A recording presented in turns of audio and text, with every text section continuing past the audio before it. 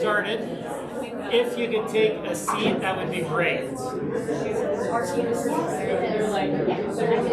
Thank you all for coming.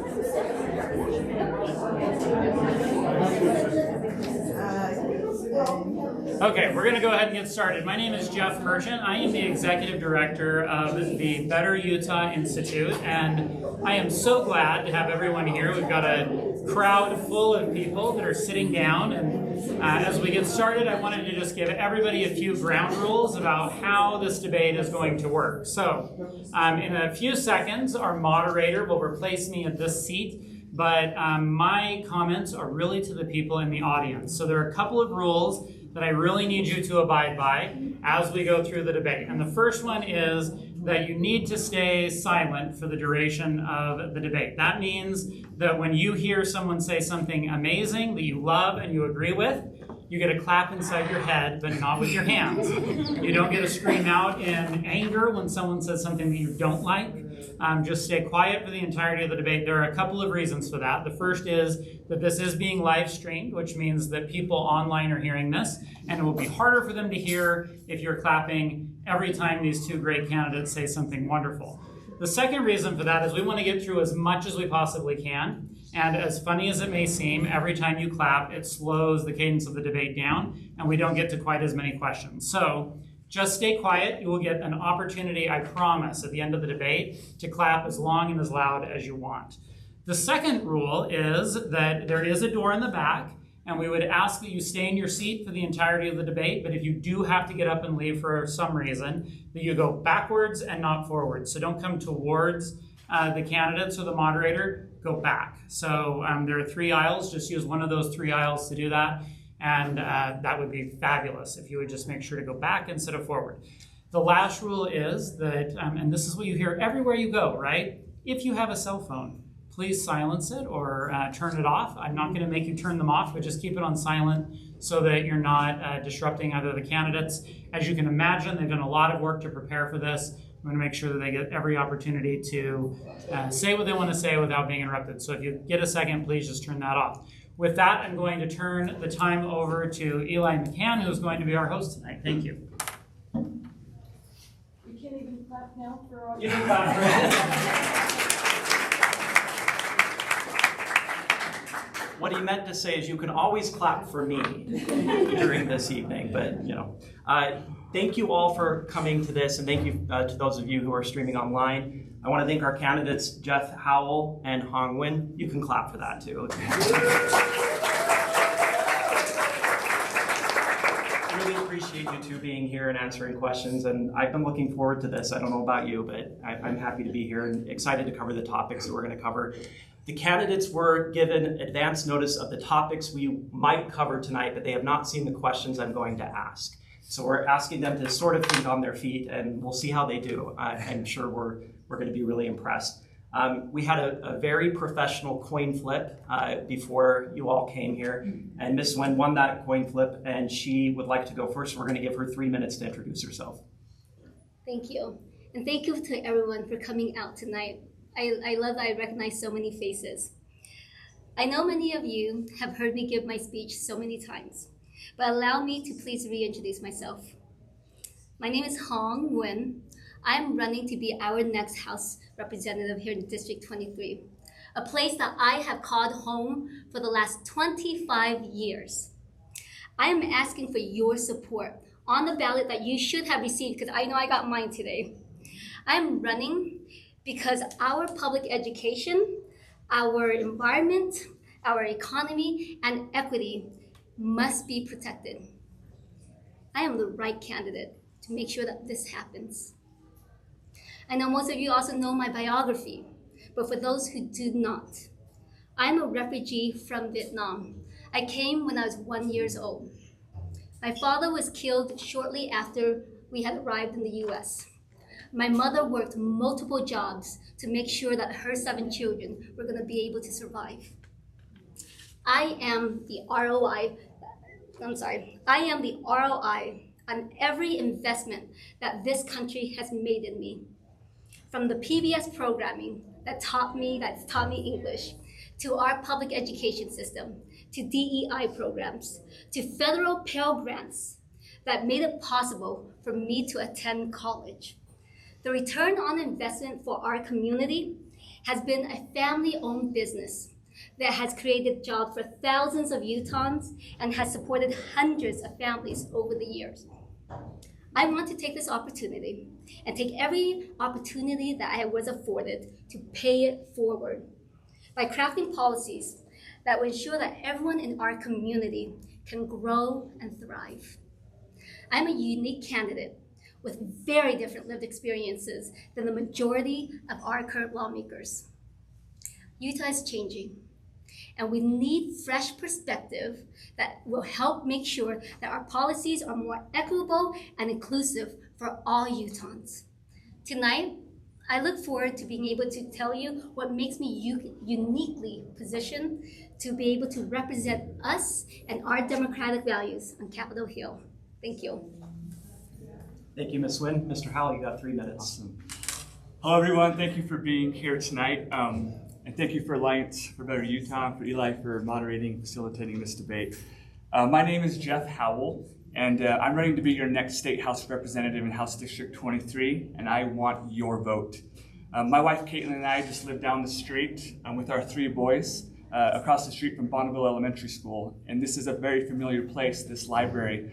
My kids and I, we read a lot of books here, and I will do everything in my power to prevent the banning from books in our schools and in our classrooms. This district has been represented by Brian King for the past 16 years. And Brian King has been an effective leader for our community. And Brian King has endorsed me to replace him because experience and effective leadership, it matters. One of the purposes of this debate is to provide voters with an opportunity to understand the differences between our opponents. My opponent and I have very different experiences, backgrounds, and leadership styles. Earlier in my career, I worked in the Salt Lake City Mayor's office. I got a good understanding of how our city operates. I then moved to Washington, D.C. during the Obama administration, and I worked in the United States House of Representatives. I got a good understanding of our legislative process and how effective policy is made. 12 years ago, I moved back here to Utah with my wife and 3 kids, and I've been working in the tech sector. And I partner with government organizations and higher ed institutions to help them become more efficient and effective by implementing digital transformation projects. I also volunteer every Wednesday at Bonneville Elementary School, helping 3rd graders to improve their reading skills. My #1 issue and priority is to empower and enable every 3rd grader to be able to read at grade level. During this past legislative session, we saw an attack on our DEI efforts, on our trans community, and an attempt to ban books in our classrooms. The #1 characteristic that is missing in our legislature, the #1 characteristic is effective leadership. I'm sick and tired of the contention, the gridlock, and the polarization on Capitol Hill. We need more civility, decency, and compassion and bipartisanship. It is time for a new generation of leaders who listen, who are honest, who can solve problems and deliver results. We need to focus on efforts with education, our environment, saving the Great Salt Lake and air quality, the unsheltered community, and affordable housing. Lastly, I will be the most accessible legislator that you have ever met. I provide my personal cell phone number on our text, our emails, 801-441-8363. If you reach out to me and I don't respond, then don't vote for me. Thank you. Okay. All right, thank you both. We're going to jump into our topics. And our first topic, we're going to talk about political climate in Utah. Whichever of you is elected, it's highly likely you're going to be a super minority as a Democrat in the legislature. What that means is that you are going to have to work with at least some Republicans in order to get any legislation passed at all. So I want to know, how will you work with Republicans to get things done and work on behalf of your constituents? And specifically, do you currently have any relationships with Republicans in the legislature that you think would be valuable to you? Mr. Howell, you're going to go first. Awesome. So my leadership style is to work in a bipartisan manner. I think it's important that we stand our ground while building common ground.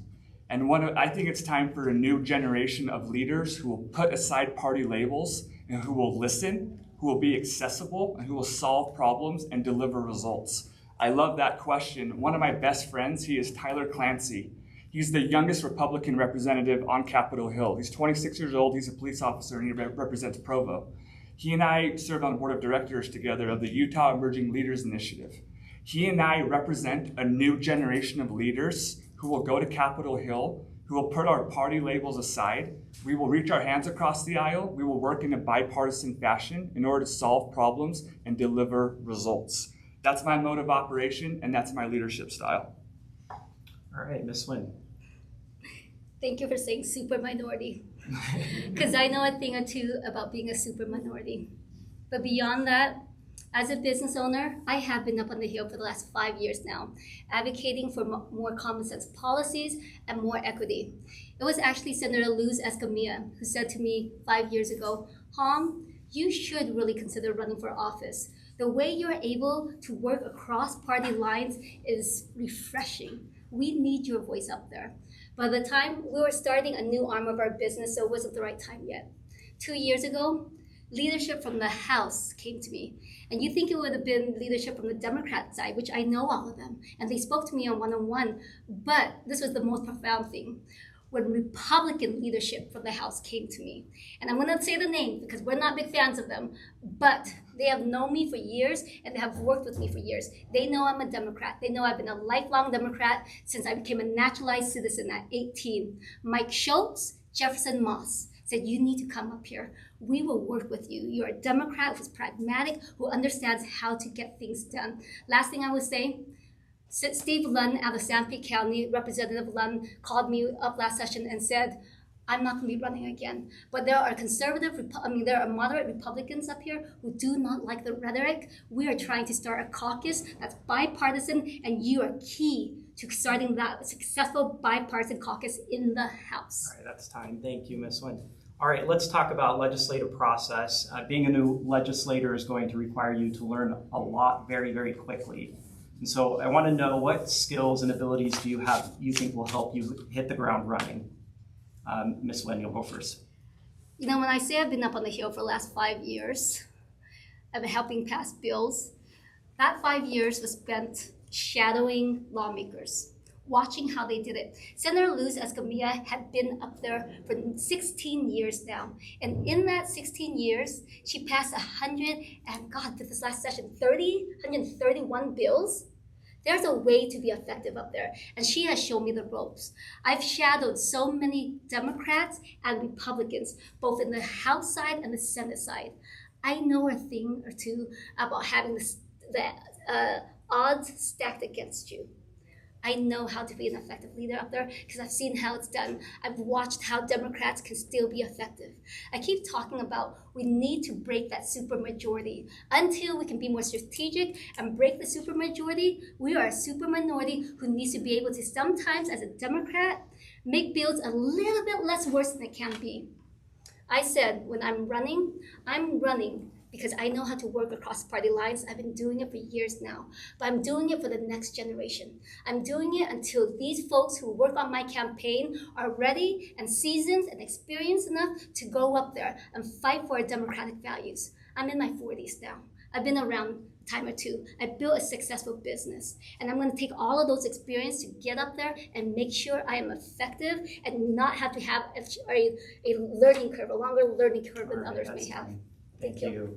Mr. Howell. Thank you. Yeah, this is a question that my opponent and I have very different experiences and backgrounds. I worked in the Salt Lake City mayor's office, and I understand how our city operates. I've been in the trenches. I also lived in Washington, D.C. during the Obama administration. I worked in Congress. I understand the legislative process. It is very complicated. And if you want to get things done, you have to know not only the legislative process, but how to appropriate funds. Utah has a $29.4 billion budget. If you want to be effective, you got to learn how to appropriate funds. I have been on the Hill. What you do shouts so much louder than what you say. 3 specific examples.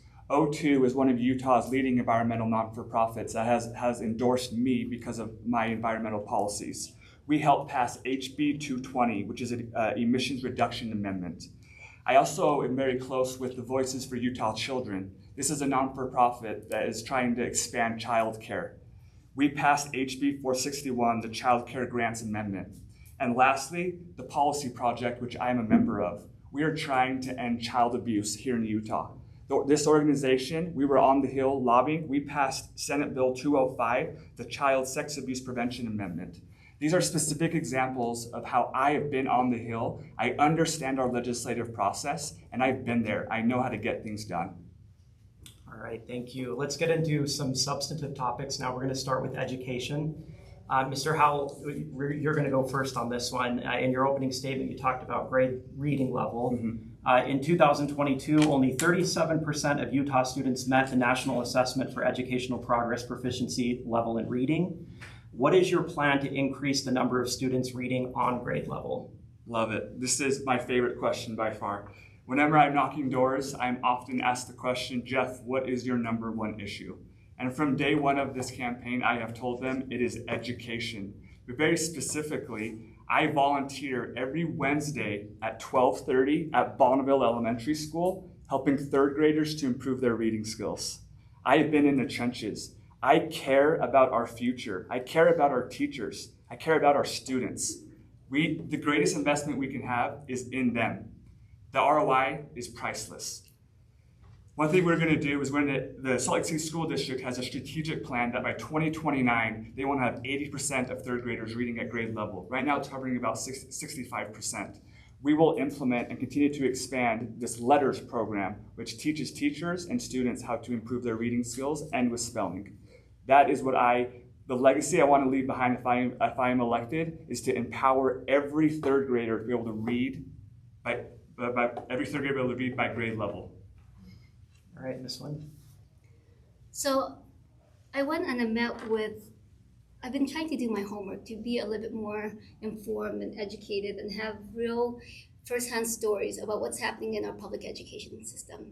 And I went and I met with several educators, one of which was the principal, Mr. Chatterton, over at Highland in our district here.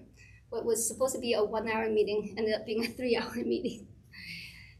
Right now, since the pandemic, one of the biggest challenge that we have is 1, kids are not going to school anymore. 2, kids have fallen far behind in their reading levels.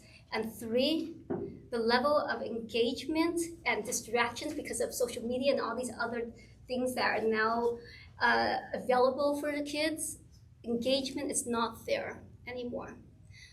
What Mr. Chatterton did, Principal Chatterton did over at Highland, I thought was such a novel idea. When you're a 16-year-old and your reading level is not where it needs to be, you don't want to go to a special class to do reading. What he did was in every single core homeroom class, he made sure that reading was the first 15 minutes of every single class. No matter what reading level you were going to spend time reading. And the teachers in the class knew exactly which kids they needed to specifically go and kind of work through and guide. These are pragmatic reasons for real problems that's happening, and there are so many more out there. Ms. Nguyen, let me ask you a follow-up question to that, and I'll give Mr. Howell an opportunity to respond as well. You talk about social media use, and our governor's office, the legislature, the attorney general's office have spent a lot of time arguing about this very topic and attempting to limit minors' access in our state to social media. What do you think about their efforts to limit or restrict this access? Do you support it on any level, and why or why not? Look, parents, it would be great if every single parent had the luxury of being able to be home with their kids every single night to monitor what they're looking at online. Not every parent do. There is a fine line between what social media is appropriate and what technology is out there that can advance our kids and give them the ability to really have that upward mobility. But there are also stuff out there that we don't want our kids to see. So I do support when we do make sure that we do have some guardrails around there. There are certain things that I don't want my 9-year-old Kai, when he's on YouTube, to be seeing, even though we have parental guides on there. there needs to be some kind of accountability on what our kids are seeing. And it's gonna be one of those things that parents can't always be there to see what the kids are watching, that there's guardrails, policies in place, that they're not seeing anything harmful that can be detrimental to them. All right, Mr. Howell? Yeah, I would be an opponent of limiting social media in the classroom. I actually work in the tech industry for the past 12 years. So I've seen a lot of data and research behind the negative impacts that social media can have on our children. And I would be in favor of that. It's a full stop. That's my answer. Okay. All right, thank you. All right, we're going to stay with education. Ms. Nguyen, you'll go first on this one. Recently, Utah banned DEI efforts in public education, meaning programs related to diversity, equity, and inclusion are no longer allowed. DEI efforts have been replaced with a new rule called Equal Opportunity in Education. What is your opinion on the DEI ban, and what is your plan to ensure Utah students and employees feel safe and included in schools? So when I say that my family is a product and we benefited from DEI, I'm not just saying that. The morning 2 points I want to make. The morning of when House Bill 261, can't remember which bill it was, I got a call from Senator Karen Kwan that said, you need to get up here and you need to testify. We know that this bill is going to pass, but we need your words down on records so that when you get up here, we need to undo some of the harm that was done with this bill, that's going to be done with this bill. So I went up there and I testified. It's all recorded, it's documented. We're gonna go back and we're gonna refer to it. If you haven't seen it, please look at it. I did a by the numbers thing up there. When I was out knocking doors today, it was such a full circle moment that was so cool, and it really did make me get emotional. I knocked on the door over in St. Mary's neighborhood. This woman says, oh, I saw your name. I wonder if you're a student in my program. I looked you up, but you're a little older, so you weren't the person. And I said, well, what program did you run? She said, Upward Bound. And I smiled, and I said, my older brothers went to Upward Bound. Were your brothers Hoang, Vincent, and Hoang? This is back in the 90s. Kathy was the director of Upward Bound for 40 years. I said to Kathy, I need to give you a hug. You are the reason why my family learned how to apply for Pell Grants, learned how to apply for college, and then paved the way for me and my younger siblings to not have to go through it. Thank you. Thank you, Ms. Nguyen. Mr. Howell? Yeah, I fully support DEI efforts. As I mentioned, I work in the tech industry right now. And when we partner with government organizations and higher ed institutions, one of the solutions that we provide is helping these organizations monitor, track, and amplify their DEI efforts. I believe we need to leverage more technology to empower these leaders at these different institutions to make sure that we provide equal opportunity for everyone. And we have, our campaign has been endorsed by the Salt Lake County Black Caucus. And this is just an example of our campaign, and it's resonating with everyone. And I am fully supportive of DEI efforts, and I will do everything I can to promote those efforts when I'm elected to be your representative. All right, let's talk book banning, everyone's favorite topic, right? All right, Mr. Howell, recently legislature made it much easier to ban books in our state, in the school districts. Most of the books that have been banned or proposed to be banned deal with concepts such as gender, sexuality, and race. I want to know, do you think there are any circumstances in which a book should be banned? That's a good question. There might be some instances where there's some inappropriate content. I'd have to look into that, but for the most part, I am an advocate and I do not want to ban books in our libraries or our classrooms. Carol Steckman-Moss is here. I love one of the pins she wears. It's I read banned books. And I love that response and approach that Carol has. And we've also received her endorsement. She's been a great education leader on the Hill, and we're lucky to have her support. So that's what I would say. All right, Ms. Nguyen, any circumstances in which it's okay to ban books? Look, our librarians, they spend so much time going through training to go through library science and look at, in particular, what type of books should they be carrying in the libraries. No, I do not believe there should be any books that if they are in our libraries, in our schools, should they be banned. I want my children, one, I'm just happy that my kids are reading at all. with everything out there with social media, with YouTube, if they're reading a book, I'm old-fashioned. I grew up in the 80s and 90s. If they're holding a book, good on them. Because the things that they read in the book are not going to be any worse than what they're seeing online right now. I do not believe in any kind of book banning or regulation. It should be up to parents what they deem is appropriate for their children or not. Books open up my world to so many things beyond what I was living in my house. I want to give every single child who came up in the same background that I came up that opportunity to open up and read those books. The types of books that I was reading, Babysitter's Club. You know, those are the types of things that makes kids start opening up their minds and think about what the possibilities. Babysitter's Club was about starting a babysitting club. Do you remember this, Jen?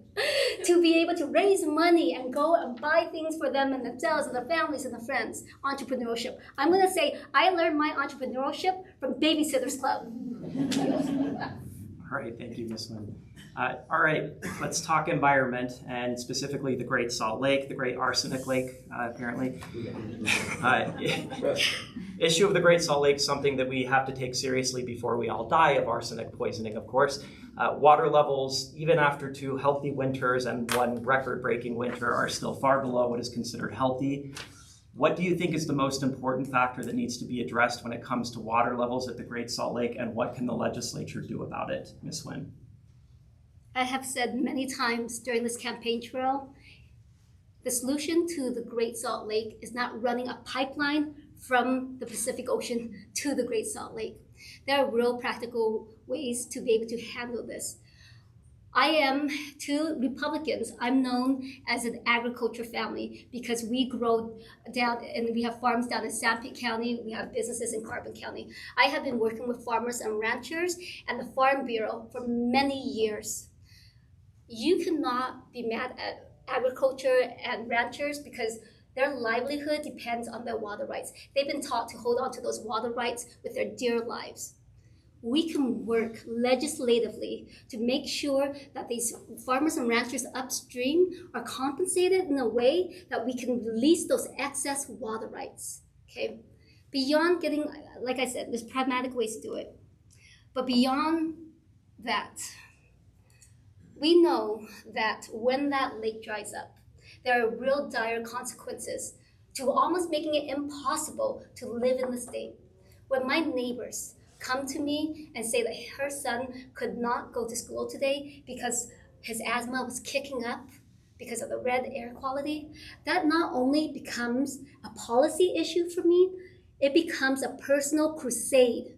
When kids are not able to leave their homes because of the air quality, because of that lake bed drying up.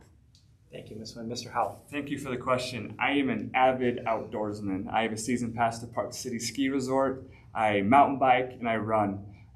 Our environment is one of my main issues as it's listed on our website. We have received the endorsement of O2, which is one of Utah's leading environmental non-for-profit groups. And air quality, we need to talk about air quality if we talk about the Great Salt Lake. We can talk about the Great Salt Lake first. On day 1 of the legislature, what I would do is join the Great Salt Lake Caucus, which was formed by my friend, Representative Doug Owens. And right now, the Great Salt Lake is at 4,190 feet. We need to get it up to 4,200 feet. And we do that by paying farmers for water that they don't use, so we can flow more water down to the Great Salt Lake. Also, I want to talk about air quality for a second. My niece has asthma, and she had to move out of Salt Lake because of her asthma and the poor air quality. I support O2's Prosperity 2030 initiative, which is trying to reduce emissions by 50% by 2030. And I was on Capitol Hill with O2 this past session when we passed Senate Bill 220, the Emissions Reductions Amendment. I have been on the Hill, and I will fight for our environment. What you do shouts so much louder than what you say. All right, Mr. Howell, let's talk about air quality a little bit more then. EPA recently released stricter air quality standards. Governor Cox, you heard of him? He's the governor. Governor Cox has called the new regulations onerous and said that Utah would not be able to meet them. What are your thoughts on the new EPA standards, and do you think Utah can or should try to meet them, or do you support the government's efforts to resist them? No, we should focusing on our environment. This is an issue that I care deeply about. And as I said, I've been on the Hill working with O2 on these issues. And I will do everything I can to preserve our environment, to make sure that our kids and our grandkids can have access to the great outdoors. All right, this one. The thing that's always remarkable to me is how our supermajority loves to ignore data, science, technology. I think, yeah, we should work harder to try to protect our environment, protect our water, protect our air, protect our outdoors here. We need to rely on the scientists, the researchers, the technology that we have readily available in our country to be able to really make a big difference and turn that corner to make it so that we can protect our environment here in Utah. The federal government was absolutely right for setting those new standards. Governor Cox, our lawmakers, were absolutely wrong for saying that we are not going to try anything to try to meet those standards. It reminds me of trying to cut off your nose to spite your face. We all live in this state, and we all have children here. We all have future generations that we want to stay in this gorgeous, beautiful state that we love so much. Why are we resisting? Why are we ignoring the technology that's out there to make it so that we can come up with cleaner energy, cleaner solutions to being able to solve the problems that we have right now? All right, thank you. Ms. Nguyen, let's talk gravel pit. Everyone's second favorite topic. There have been plans to open a new gravel pit just 2 miles from the mouth of Parley's Canyon, spanning a max of 634 acres. This gravel pit will affect people in and out of your district and could create harmful air quality, damage water quality, and potentially damage forest and recreation areas. At the same time, the gravel pit could lower costs for an increasingly expensive housing market in Utah. Is having a gravel pit in this area a necessary evil in order to have the materials necessary to build? You're Oh, first. my answer Yep. first, okay. So, the gravel pit. I live at the mouth of Parley's. My neighbors and I are the very closest to that gravel pit. When Senator Dave Hinkins tried to pass a bill this last legislative session to reduce and limit the control over local mines and gravel pits, Mayor Jenny Wilson called me and said, "Hoang, did you know they were trying to do this?" I said, "You know what? I know Senator Dave Hinkins. I've known him for years. Let me give him a call." When I called Senator Hinkins, we had a really great, robust conversation. I told him, when you do something like this, that he says has to do with Emory County. I said, "No, Senator. It has to do with a statewide policy. You're a state lawmaker making huge impacts across our state. And particularly this gravel pit that my neighbors, my community, I have to breathe, my children have to breathe, it matters." He backed off of the bill. He absolutely backed off of the bill. What people seem to forget is in this particular gravel pit up Parley's, we are all downstream from that gravel pit. When there's tanker spills, when things are dumped up in that canyon, we all live downstream and we are heavily impacted. What happens in that canyon? No, we do not need that gravel pit to be expanded. No, we do not need it. Okay. Thank you, Ms. Nguyen. Mr. Howell. Yeah, I'll be really quick on this. I'm against the gravel pit. I care about our environment. I care about sustaining it for our kids and our future generations. And I don't think we should be leading with business interests in mind. We should be leading with community values such as integrity, decency, and compassion. So I am against the gravel pit. All right, Mr. Howell, let's talk about the unsheltered community, solutions for homelessness issues. According to KSL, the number of people in Utah experiencing homelessness has been increasing by about 4% each year. Homeless shelters statewide are at capacity or over capacity, and there are more people on the streets than ever. What do you think is the number one thing that needs to be changed when it comes to the way Utah is currently dealing with homelessness? And specifically, what do you think the legislature should be doing differently? Great question. I have been an engaged member of this community even before I announced my candidacy. I served on the board of directors of the In-Between, which is a hospice center for the homeless located on 13th South. I am familiar with this issue. I've been in the trenches with this issue. And I think one of the things that we could be doing is understanding what the root cause of homelessness is. It's mental health, it's addiction, and cost of living. Those are the root causes of homelessness. And I support the microsite that the city did, and it was a successful project, and they're going to expand it. I also am a believer and proponent of the Other Side Academy. This is an organization that helps homelessness or people who recently are released from prison on a 2-year cycle to get them back on their feet, to provide them with skills necessary to be contributing members of society. So I would work with people like Tyler Clancy to get more funding to expand efforts that are associated with the Other Side Academy. Thank you. Ms. Nguyen? So I have been heavily involved in this in this issue for a very long time. I serve on the Geraldine King's Women's Resource Center. I've been on it since its inception in 2018. I also served on the Downtown Safety Council, that we were able to get appropriations to every single resource center to make sure that they had their own satellite police units in every single resource center. I've been, when I drive downtown, when my neighbors drive downtown, and we see these folks out on the streets, my heart breaks for them. These are our brothers and sisters who are struggling right now. And as much as we've tried to help, there's more we could do. I know a lot of the people on Salt Lake City Council. I know the mayor. Salt Lake City alone cannot solve this problem. We do not have resources alone in Salt Lake City to fix this. This is a statewide issue. I travel a lot around the city, around the country with Downtown Alliance, doing Goodwill Ambassador programs to go see what other cities are doing. And the #1 program that works the best, that data shows around the country, is Housing First.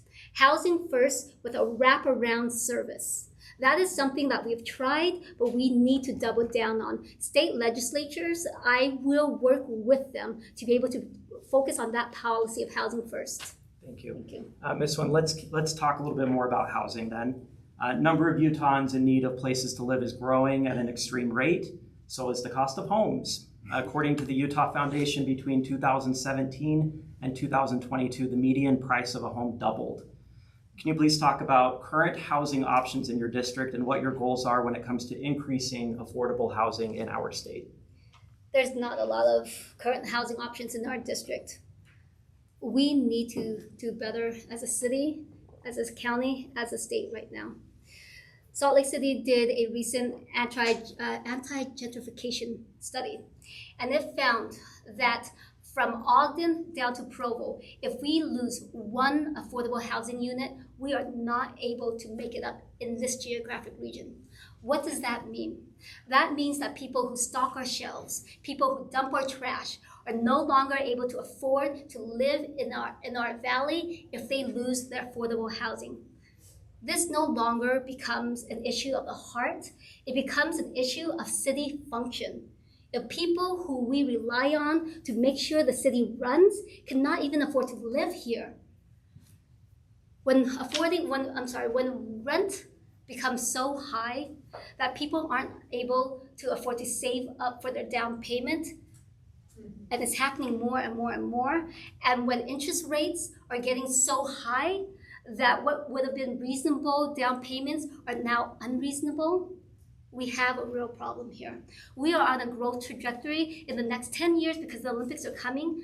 We need to come up with real solutions. And when I get elected, I'm going to work at a state level to make sure there's appropriations and there's policies in place to make sure that our teachers, our firemen, our police officers can still live here. Thank you. Mr. Howell. Yeah, thank you for that question. As I knock on doors, one of the main topics and issues that is brought up is affordable housing, especially for the younger generation, right? When I go to South Sugar House, there's a lot of individuals who in their 20s and 30s who can't even afford rent, let alone buying a house. One of the specific policy issues that I support is the state's Utah First Homes Initiative, where they want to build 35,000 homes by 2029. And this includes a $150 investment towards this project. I also support rental assistant programs that are offered by the Utah Community Action Plan. I also support down payment assistance programs. And two specific bills that I wanted to mention is SB 39. This helps finance the construction of new affordable housing, and also HB 164, which creates grants to help developers create low-income housing in our district. So those are specific policy issues that I would support if I'm elected. All right, thank you. It's Pride Month. Let's get gay in here. Woo! I got my pride pin. Yeah, okay. If you tried to drive anywhere downtown on Sunday, you know it's Pride Month now. In recent years, the legislature has introduced many bills and passed some that seek to restrict rights of LGBTQ Utahns with a recent emphasis on trans people. We've also seen some positive developments for LGBTQ people, including a bipartisan conversion therapy ban and clarification from the legislature that its recently passed Religious Freedom Restoration Act is not intended to disrupt the LGBTQ anti-discrimination laws in our state. What is your view of the direction our state is heading on LGBTQ issues? And as a member of the legislature, what will you do to address these issues, Mr. Howell? Great question. I have been an LGBTQ advocate for my entire life. I have close family members and friends who identify with the LGBTQ community. I have shed tears with them. I have learned from their experiences. And a personal story I wanted to share is when I was living in DC during the Obama administration in 2013, in June, the Supreme Court struck down the Defense Against Marriage Act. I was outside the Supreme Court that day with our community to celebrate marriage equality. But to your question, the fight is not over. If many of you followed our most recent legislative session, there was an attempt to the trans bathroom bill. I was up there on the Hill fighting against that. Those are not the things we should be focusing on. We should be focusing on education, on environment, and I will continue to fight for our LGBTQ community. I will forever be an ally. All right, Ms. Nguyen. Let's get gay in here. That's good. Okay. It's Eli. 2 steps forward, 1 step back. Always. With all of our progressive issues that we, as Democrats, really care about, it's always like that. But when it comes to LGBTQ plus rights, transgender rights, what it comes down to me at its core is these are children, these are people. If you truly believe that every single human being is equal, you should be for these protections. These laws, when these children are attacked, when we have the highest suicide rates among our transgender youth, we all, as a community, should have a huge outcry. We should be out there marching. We should be out there fighting, protecting our most vulnerable children out there. This is something that had been going on for way, way too long, since Stonewall, since our really sad history in the US, how we treat people who identify as a part of the queer community. For me, labels do not matter. These are people. These are our children. We need to protect them. Let me ask a follow-up question, Ms. Nguyen, and then Mr. Howell, you'll have an opportunity to respond as well. There is a supermajority in our state that appears to be pushing a lot of restrictions in the trans area. Do you see an opportunity for some kind of compromise when it comes to debating what restrictions look like for trans people in our state? And if so, what do you think that compromise realistically looks like with this current makeup of the legislature? Our auditor, when the transgender bill was passed and went into effect, the auditor said the sheer number of phone calls that he received to report people transgender using the wrong bathroom. Come on, guys. These are not real problems that we need to be using our time and our resource to go and investigate. The real solution to being able to fix this, when I get up there, I've had these conversations actually with these lawmakers who passed this. And they said, behind closed doors, we don't care which bathroom you use. We need to just run this bill. We need to send a message. This is what our Republican friends like to do up there. They like to waste time and send message bills. They know this isn't a real problem of people in our high schools using the wrong bathroom. I want to have these heart-to-heart conversations with them and get them to refocus about the real problems we have. All Right. Mr. Howell, what does a reasonable compromise look like? Yeah, I will emphatically say yes, there is hope. That is one of the reasons why I am running, because it is time for a new generation of leaders who listen, who are honest, who can solve problems and deliver results.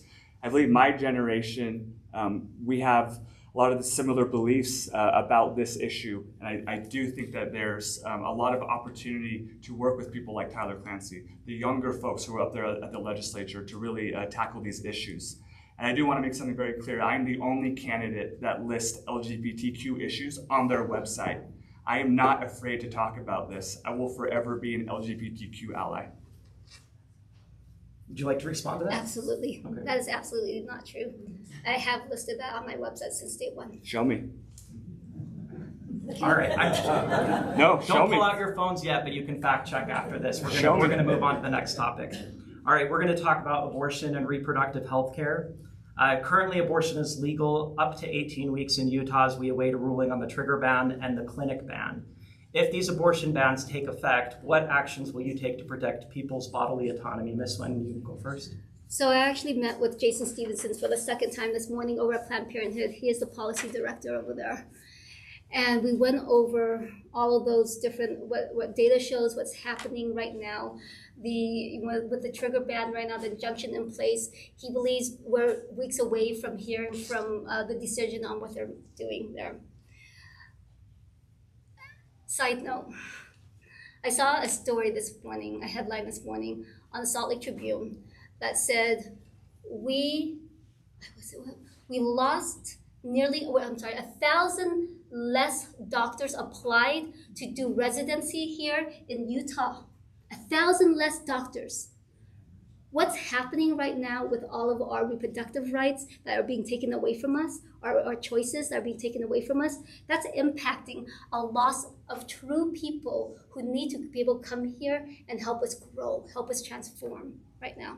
Reproductive rights is healthcare, plain and simple. Planned Parenthood has been one of those core functions in our society that has been a key, a necessary thing. I relied on Planned Parenthood when I was right after high school, when I didn't have health care. That was my health care. So many young folks, men and women, rely on Planned Parenthood and the services they provide. We need to make sure we are protecting what they are doing. All right, time. Thank you, Mr. Howell. Yeah, I will fight for reproductive rights and advocate for an individual to make that choice without government intervention.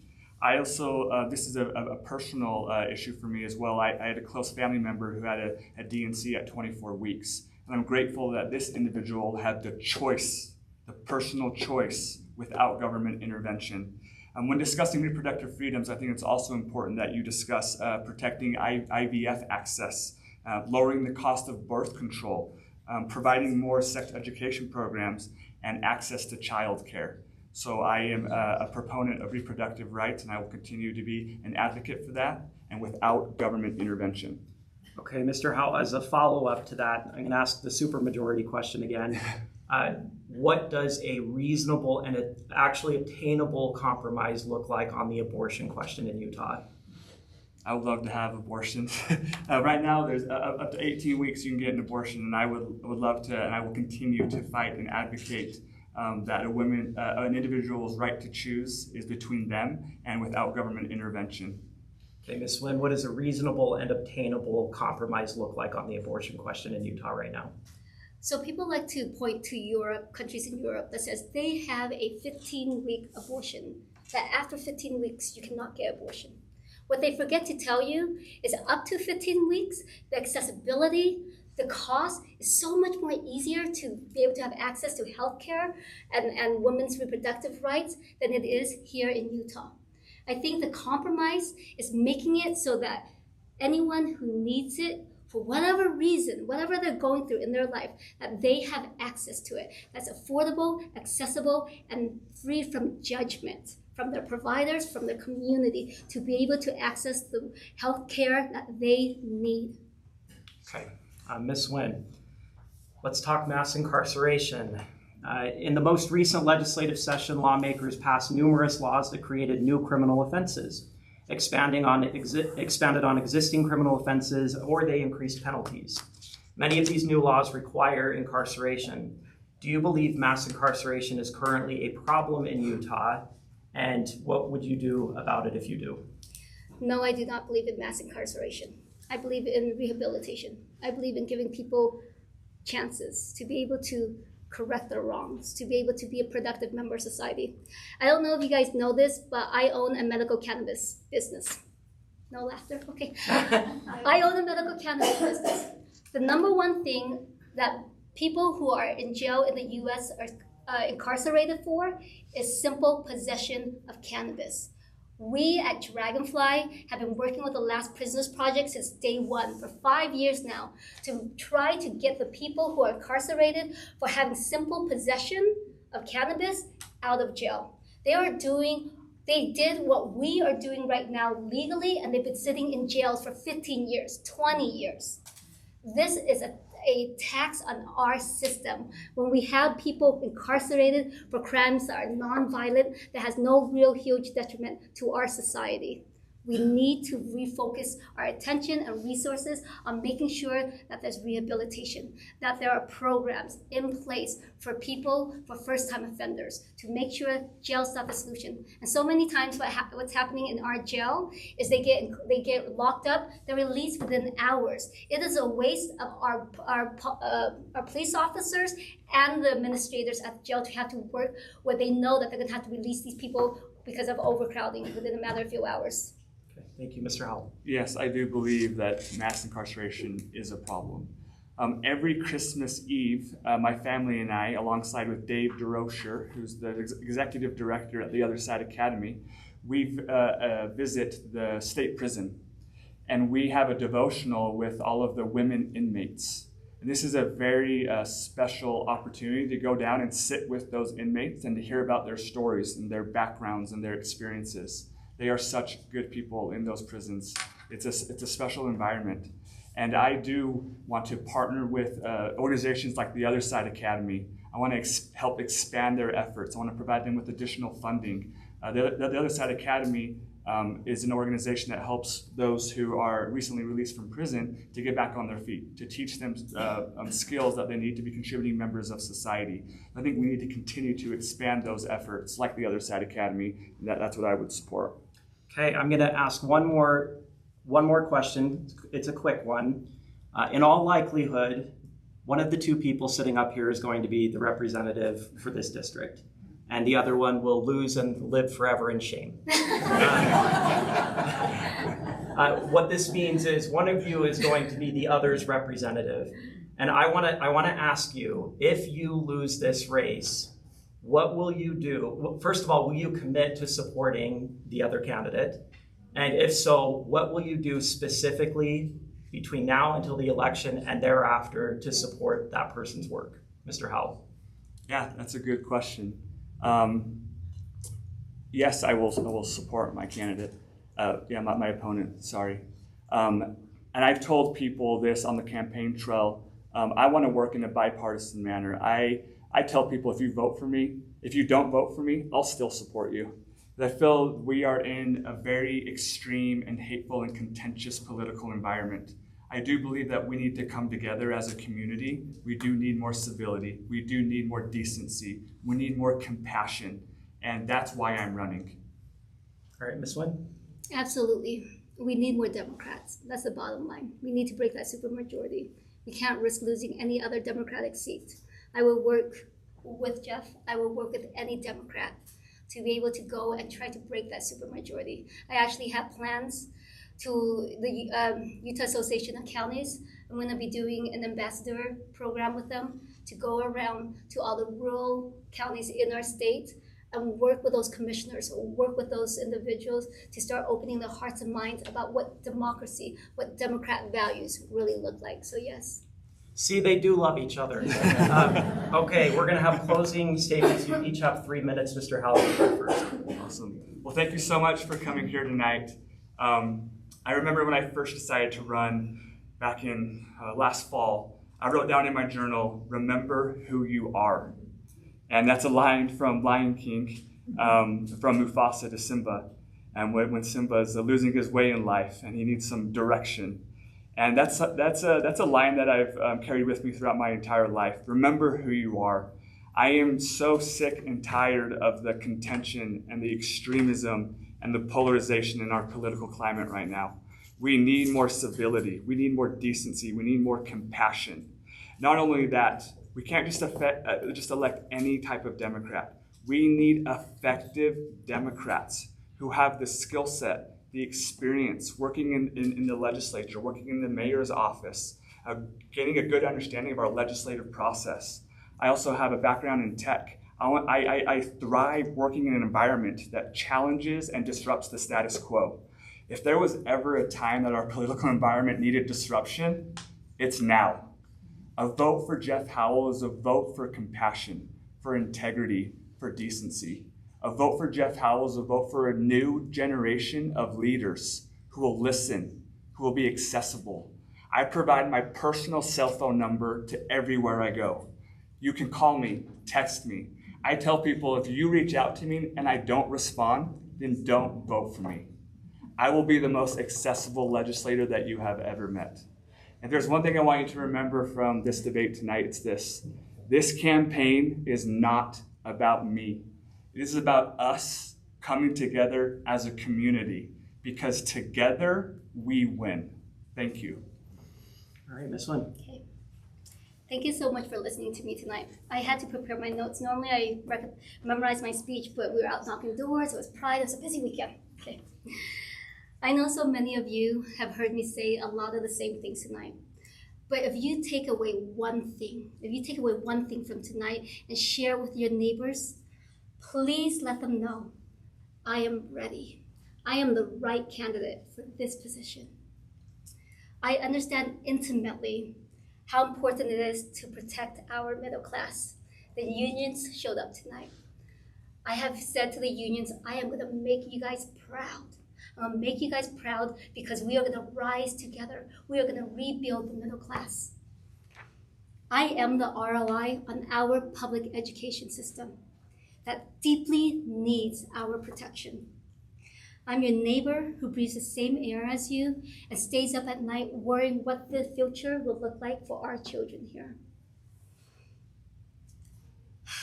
I am fully prepared for whatever this legislative sessions and future legislative sessions throw at me.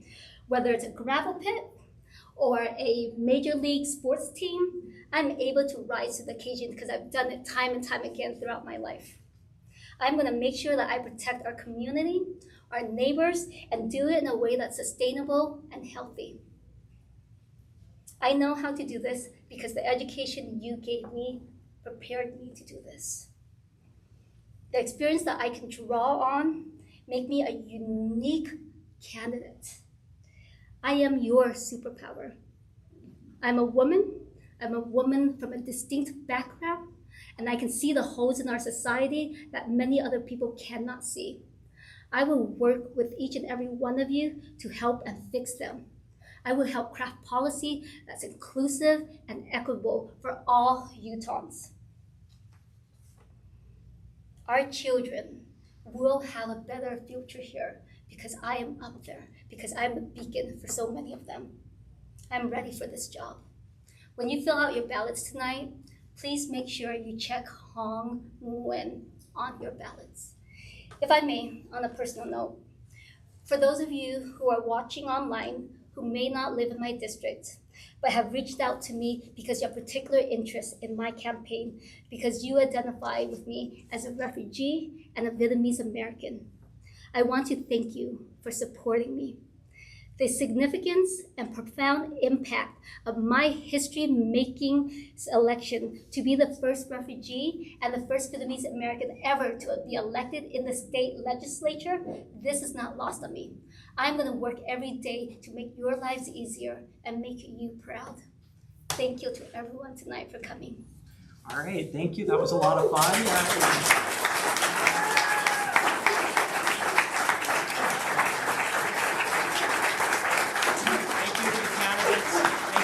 you for joining us in person, and thank you for joining us online.